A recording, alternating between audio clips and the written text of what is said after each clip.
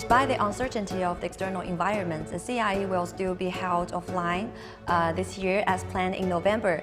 So from today, we will bring you the new series of the CIE's Roundtable. I'm Eric Zheng. I'm the president of American Chamber of Commerce in Shanghai. We have about 3,000 members. We are the largest American chamber in Asia Pacific. My name is Joseph Gregory Mahoney. I'm a professor of politics and international relations at East China Normal University. You know, this year is the 5th edition of the CIE since it's initiated in 2018. So have you two ever been to the venue, and what's your impression of the CIE? Since the first CIE, American Chamber has participated in the exhibition. The well-known American companies are all there. We also participated in many conferences, and for this year, certainly we plan to join CIE again, the 5th one, and it's going to be a very important one because that will be the one after the 20th Party Congress. That's a first major international event. So American Chamber will be there to support our members. Is this extraordinary commitment to continuing to open up. And this is taking place in a time when a lot of other countries are becoming more protectionist.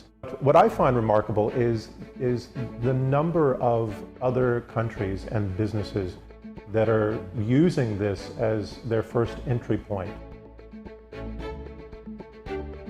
The number of U.S.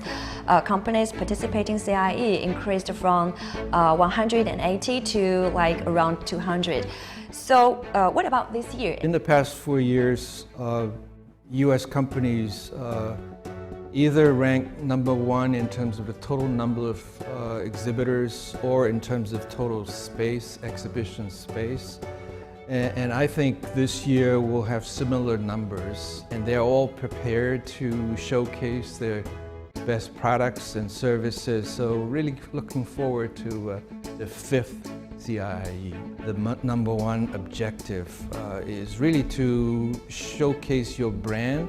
As far as I know, companies have sold a lot of products as well. Given by the very active U.S. company participating in CIE, which mirrors their continuing passion for Chinese market. So do you think it's like impossible for the U.S. company to decoupling China? So decoupling, while people talk about that concept, for commercial companies like our members, they want to be here because the market is here, right? There are certain laws and regulations from the U.S. side now that require certain sectors to be separated. Most of our companies are not restricted by those laws and regulations, and they want to be here, and hopefully their products are not restricted by those laws and regulations from the U.S. side. Decoupling is self-defeating. You know, there's this strategy in the United States where they think that they can restrict China's technological development, right? But what this really means is that where the United States is an industry leader, they're no longer able to sell their products in China and make profits. On the other hand, you have this incredible system in China that has the capacity to solve problems just like this. In other words, how do we organize, how do we build up this industry in order to remove this danger? So I think that ultimately the U.S. has really sort of shot itself in the foot. And given the China's huge potential domestic market and also the industrial chain, supply chain, so do you think the U.S. company will still be confident to invest in China? When you look at foreign direct investment in China, foreign companies play a major role in this market. And they see this as a strategic market, you know, not only for American companies, but also for other foreign companies. So from that standpoint, I think they are here for the long term. China will continue to be a key focus as far as supply chains, because China is so competitive.